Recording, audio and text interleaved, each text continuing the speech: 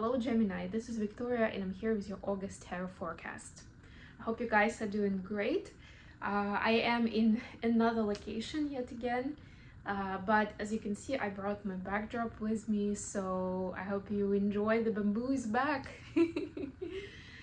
So anyways, in this horoscope reading, we'll take a look at your personal space and love life, your career and workspace, and we'll get you guidance on how to best navigate the energy of the month of August. At the end, I'll post some messages from your person of interest to yourself. And to begin with, we're going to start with a quick message from the Oracle deck. This is the Sacred Traveler one of the classics. I absolutely love it, so let's get started right away. Oh, of course, don't forget to hit that like button. And remember that these readings are for Sun, Moon, and Rising Gemini. So if you're checking for a sun sign, please check out videos for other placements as well. I'm pretty much done with August horoscopes now. I think there's only one sign left as I'm recording and publishing this one. So there's a really good chance that whatever your other placements are, those videos are already on the channel. There's a handy playlist that you'll see at the end with a link to the August horoscopes, and you'll see all of them there. We are almost done with Mercury retrograde. Hooray, hooray. It's gonna be over on the 11th of August, although throughout the month of August we're still in the shadow period, so there still could be some bumps in the road. So just continue to be compassionate to yourself, to other people in your life, and don't take it personally, especially if your travel plans don't go as you envisioned, or something happens with your technology. Literally had like a month's worth of stories about my watch and getting it to work again, but it has, like, it ended well, let's put it that way, so I'm taking it as a win. In any case, Gemini, and if you're new to the channel, then there is a bunch of stuff in the description box to learn about the content that I have and the ways that you can engage with me. All right, so your card, your message is in the flow. Everything is smooth sailing. So you are in the flow, baby. And I was actually telling this to Taurus, the previous video that I recorded, that they had the unknown territory one. So it is different, but the point remains that oftentimes whatever is happening around us feels uncomfortable. And it's almost like our core instinct to get ourselves to a place of comfort, to change the environment so that we become comfortable, which is not always the best way to go about it. And for you, more than anything, I see that maybe there are certain aspects of beauty in this situation that you're just not seeing, that you're not appreciating, right? So something to consider, and more than anything, allow this energy to flow. Not trying to overthink, to be overly strategic, right? And Gemini is great with data, with analytics, with all this, right? But this is the time to just relax into where you are and like maybe take a tour, ask some questions. And I know it's still a little metaphorical, but this is also a general reading, so take it how it resonates for you. With all that said, I'm gonna start the main read. This time I picked the Tarot of Mystical Moments. So let's see what we have for Gemini.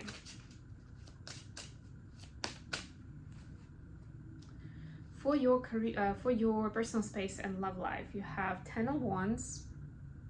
This is one of the rare decks where 10 of Wands doesn't look that bad because you've got lots of flowers on your back. The Chariot, this is Cancer energy. And Page of Cups. For your career space, you have the Emperor, Queen of Swords, and Four of Cups. And finally, the advice from the universe, the Lovers. This is your card, Gemini. Strengths, this is Leo energy. And Three of Cups. quite a few major arcanas, and you have Knight of Pentacles at the bottom of the deck. Yeah, it is about like savoring the moment, smelling the grass in the meadow, you know, just like taking it all in, being a little more present with your senses, with your energy, and with your heart space, right? There's so many people that even I'm talking to these days that don't have this connection to themselves as a kind of like at least something that they can switch on when they're conscious about it, right? I mean, it's supposed to become more automatic with time, but at least you should be able to turn it on demand. But there are so many people who are still just like kind of like they're like a leaf in the wind, you know. So, and by the way, it's not the same as following the flow, right? There is still a difference because we are impacted by different energies, different fields in different ways. Doesn't mean that all of it is for us and we should stay there. But when you're in the flow, it means more than anything that there is a flow that goes like that connection between you and your higher power, where you can trust your intuition that yes, I'm supposed to be here for some reason. I don't know why, and I'm not gonna question it too much. Yes, I'm talking to you, Gemini, but you know, this, like, I have a good feeling about it, like it's important for some reason, right? And then there may be some people, places, situations that drain your energy, and even though they may have been placed on your path for a reason too, it doesn't mean that you should tolerate it under the premise of following the flow. No, like maybe it got to you as part of the flow, but then it's for you to like take a look at it and be like, okay, you know what, this is a piece of garbage, I'm not keeping it in my home, I'm throwing it away, right? Or I'm walking away from this, right? So it's not like completely 100% I'm gonna be passive and just like watch things happen, right? There's a difference. Anyway, back to the reading. For your personal space and love life, we have 10 of Wands, the Chariot, and Page of Cups. So what does it tell us? More than anything, it's talking about wanting more in life. It's like, you know what, I was fine with like kind of like my little box that I put myself in with my little life. I have an actual friend who uses that term, and every time she does, and of course I'm not saying anything because I don't want to place my judgment onto her, but it gives me a bit of a nerve tick, you know, in my eye to like, oh my god, that's the way the person talks about their life. It's a little life. Like, oh wow. By the way, Mercury retrograde is almost over, but like I said, there's still shadow period, and part of the whole Mercury retrograde concept is to consider how do you talk to yourself about yourself in your life, and also how you talk about yourself to other people, right? It's like there's so many layers there too. It's like it can almost be your separate daily activity, and you'll always have something to do, even if you spend like even if you give yourself a couple of hours, you'll find something. That's how big it is.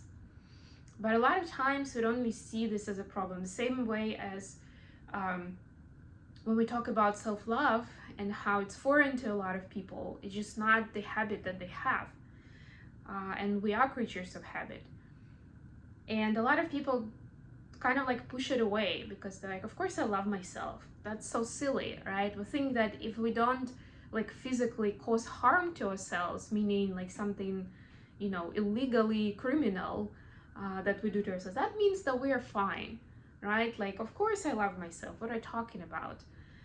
But are you, right? Like, how do you make decisions for yourself? What are you basing that on, right?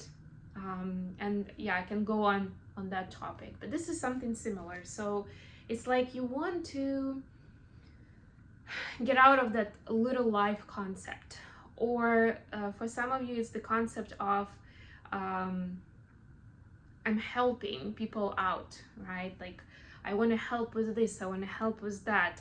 Or for some of you, there's some kind of collective burden that you are carrying with this 10 of Wands, right? And you're like, you feel a little bit like a hero, and that's a good feeling for the ego, right? Like, I don't know whether you are going out and joining protests, you are maybe expressing yourself on social media.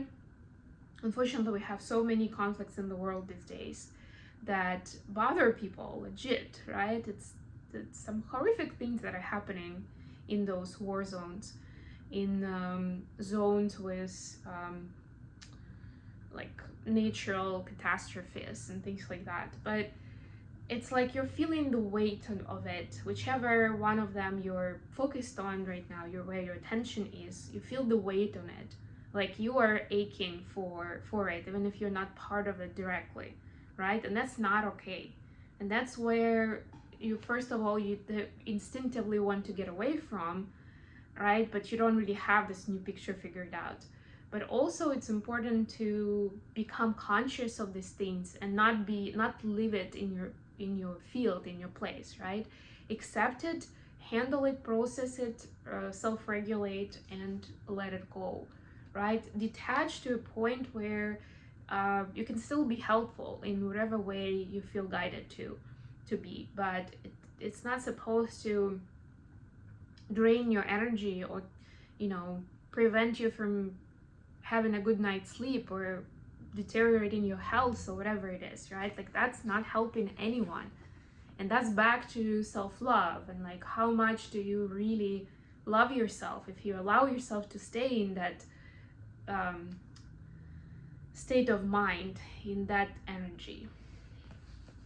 For your career, you have the Emperor, Queen of Swords, and Four of Cups. There's a lot of determination and ambition, or at least the universe is bringing you some opportunities where you'll need to kind of step up your game or up your game, right? That's the phrase.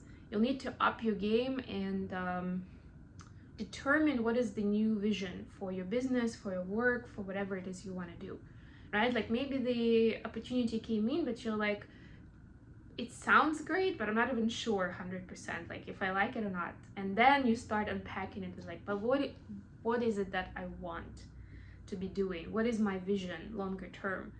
And make sure that it's not just, you're not basing it on kind of the trends or the market or the fact that you've tried something in the past and it didn't work out, so now you're like giving up on that and doing something else, right? Something that promises to be more successful, right? It's not really about that. But of course, there are no wrong turns, if you decide to stay more in your comfort zone, it just means that there will be another karmic cycle for you, right? Where you'll have another opportunity to learn this lesson on how do you decide and how do you make decisions based on self-love. Speaking of which, lovers, Strength and Three of Cups. It is about the power of connection and friendship. And if you see in each of these cards, there are 2 or even 3 creatures. And it is by design. It's like, it takes courage to connect to someone and to let somebody in your space. But if you don't have, a secret agenda and you're just being pure, sincere, and curious, you are expressing yourself the way you are without fear of being judged or ridiculed or rejected, right? You're pouring that out without much expectations. That first of all means that it's not going to be as painful if you do get rejected or the other person doesn't meet your expectations, which whether we like to admit it or not, we all have, right? And secondly, you can then attract somebody more in alignment with your vibe towards yourself, right? So that you can build this kind of bond. Yeah, it takes courage, but it's so powerful. And this is a reminder that you don't need to do it alone, right? There are people around you that want to help, and there's definitely energetically, there are your allies, your cheerleaders out there who want to be in your life, right? Even if they haven't met you yet. So just make sure, it's almost like you're turning on that light on a lighthouse and it's like emanating light. And that's the part where you stay in the flow. You don't really need to work too hard, right? But just be open to the opportunities when they come in. All right. So for your for the advice from your person of interest, let's get that advice for Gemini. What's the advice? Okay, another Page of Cups. Six of Pentacles, I like this. And Six of Wands, look at that. It's interesting because Taurus also had Six of Wands for that person's energy. If you are in a relationship with a Taurus, definitely check out that video.